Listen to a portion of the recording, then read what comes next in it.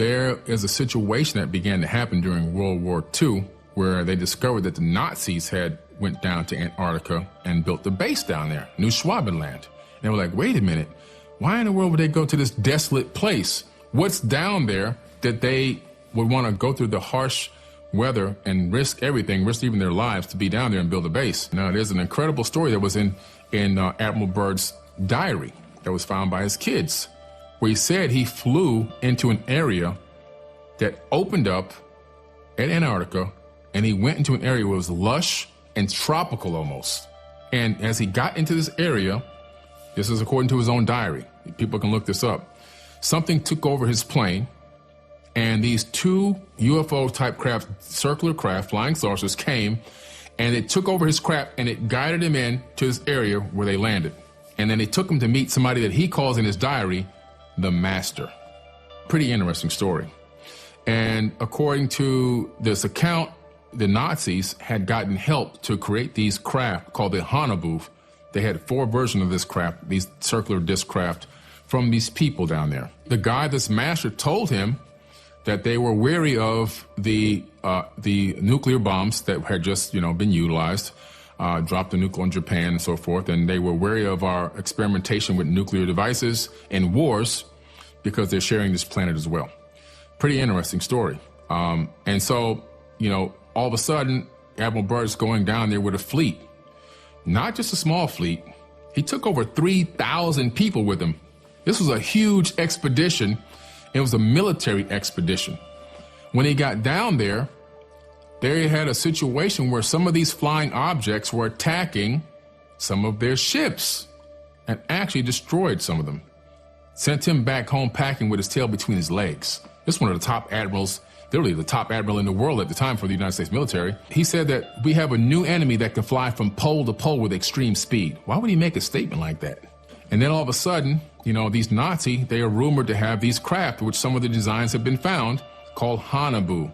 And these Hanabu craft had the capability of utilizing a couple different forms of propulsion.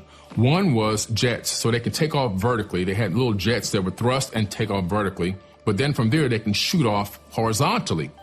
Well, they were using a device that was spinning in the center of the craft, and what it appears to be is they began to copy technology from the ancient Indian Vedas, because Hitler was sending his people all around the world to get knowledge on ancient technology. That's how they found these people in Antarctica. He even sent people to Tibet, Nazis to Tibet, to talk to the people in Tibet to find out about this ancient technology. He found out about Vimanas, and these people supposedly in Antarctica helped him develop a couple of them, where they use a ferrofluid vortex engine. A ferrofluid is a liquid metal like mercury. And in the ancient Indian Vedas, if you take mercury and rotate it at a high rotation, a high RPM, and electrify it, you get something called anti-gravity.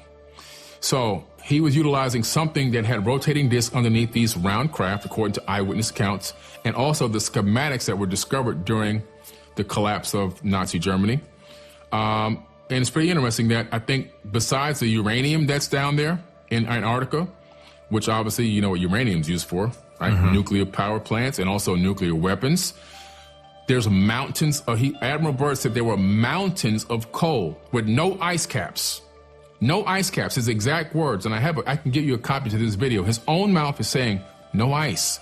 Mountains of coal that can satisfy the world's need for coal for a very, very, very long time. Our Western group, flying hundreds of air hours, mapped the 4,000-mile Sunset Coast, made the amazing discovery of warm land in Antarctica.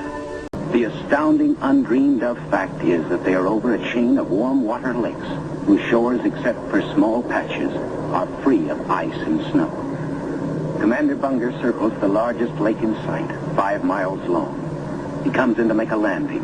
Water temperatures must be recorded. Samples taken. He finds the water fresh, the temperature 38 degrees Fahrenheit. On the shores are vast deposits of coal and of minerals of the utmost importance to civilization. Also, there's plutonium down there. Again, so uranium and plutonium, we know that if you have a high level of plutonium and uranium, It's one of the easier elements that you can separate the atoms. You can split atoms very easily, which makes it high use for weaponry and also power plants. So that's why the government wanted access down there. That's why the Germans wanted access down there. And that's why after Germany fell, we had Project Paperclip, where we took all the scientists from Germany that had learned all this wisdom and knowledge, and we brought them to America. People think Project Paperclip was just a small number of Nazis. We took over 2,000 Nazis with us and brought them to America and put them in positions of power over technology companies, the CIA, the space program at NASA, and so forth and so on. And we began to develop these technologies. So in a weird kind of way, America became the Fourth Reich, to be honest with you. And I know that they were developing at the time Hanabu No. 4, which supposedly Hitler never got killed. He escaped in Hanabu No. 4 to Argentina, which is very, very close to where? Antarctica. If you look at Google Sky right now on the computer and look down on Antarctica, you'll find bases from research bases from every major country in the world there. And you'll also find the Rockefeller Foundation base as well. So Admiral Byrd was right. All the technology and research, it's the #1 place in the world for technology research is right down there in Antarctica. I believe that as the ice is melting, they're finding remnants of an ancient civilization. We know that Antarctica was not a frozen tundra for 12 million years, like mainstream science says 12 million years to build up all this ice. No, that's not accurate. We know this because of the Perry-Reese map. The Perry-Reese map shows Antarctica what it looked like without ice on it, and that's not even that old. So we know that Antarctica shifted into that spot. How? Because we know that Antarctica is surrounded by tectonic plates. And so that landmass was on a plate that slipped and there was something called a pole shift of the crust of the Earth, which shifted it from a more habitable climate into the position it is now. And that's why the animals that are being uncovered from the ice were flash frozen with undigested food in their stomachs.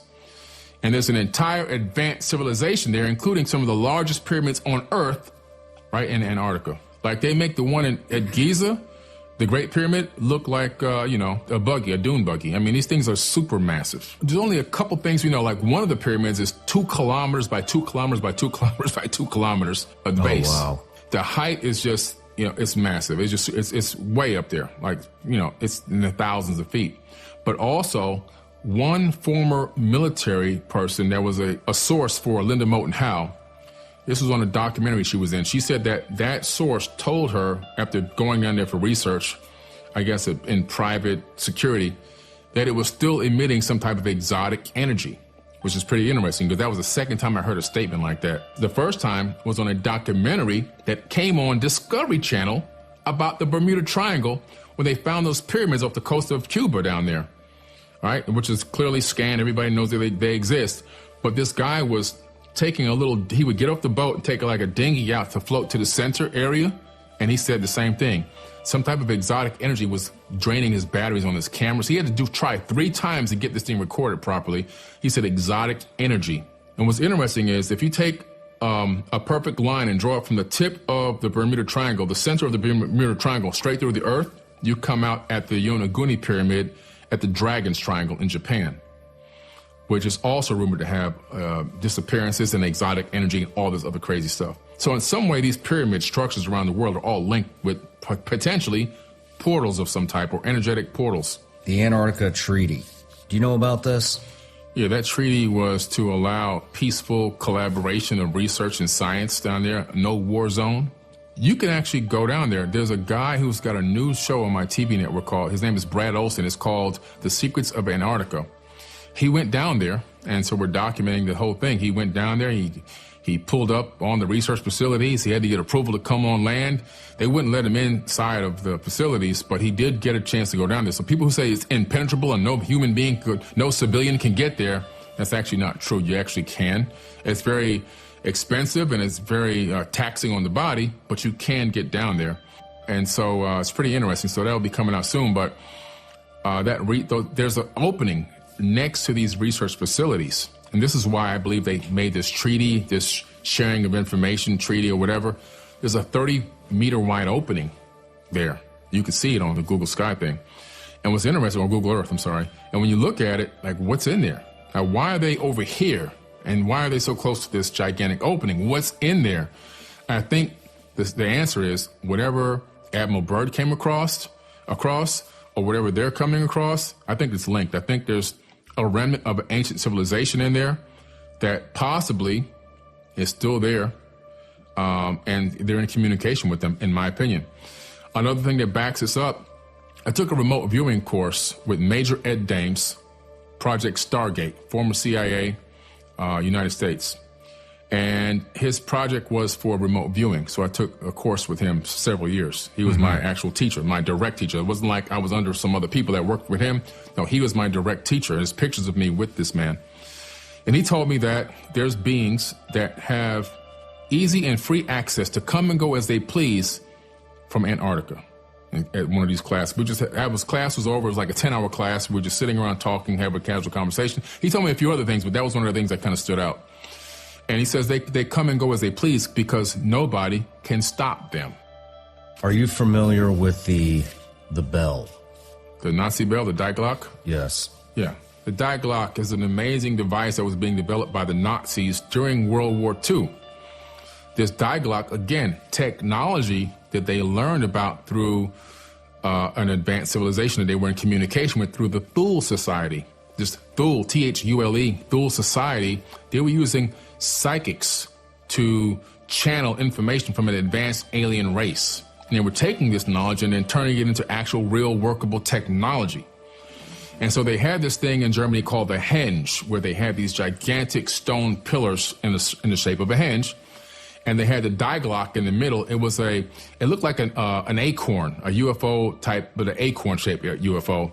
And it had these multi-counterclockwise spinning pieces on it that was spinning all different ways. The ultimate purpose of it seems to have been some type of time travel. And this thing at one point, based on eyewitness accounts, it's turned on and activated, and it disappeared from the henge. It was seen like, I forget how many decades later. I think it crashed somewhere in Virginia or something, according to these accounts. I got to look that up to make sure I'm not making a mistake there. But it reappeared later, and it crashed somewhere, I believe, in the Americas. And this thing was the same exact shape and description as the Die Glock. And what was it for? I believe that they were trying to tap into time travel so that they can go back in time and change the past so they can have a Nazi-dominant future. You see, they wanted to alter realities. The only problem with going back in time they didn't take into consideration is that if you go back in time, you can't alter the future reality that you existed in on the same timeline. Because when you go back in time, you shift into a different alternate timeline altogether, allowing you to go back in time in the first place and see even yourself. So it's like the grandfather paradox, right? If you go back in time and kill your grandfather, how in the world were you born to go back in time to kill your grandfather? Well, the answer is you shift into an alternate timeline. Now, going into the future, you stay on the same timeline. We know this because time travel into the future happens every day. Even when you get on an airplane, you travel into the future based on relativity. The person standing still on the ground and you moving across the sky in a plane, we know that you're moving forward in time by microns of tenths of a second, but you're moving in time. Same thing with astronauts when they travel into space. We know for a fact that because they're traveling at high speeds, they come back, microns of a second younger than us. So traveling into the future, you can stay on the same timeline, but going into the past, you can't. So that whole thing would have failed anyway.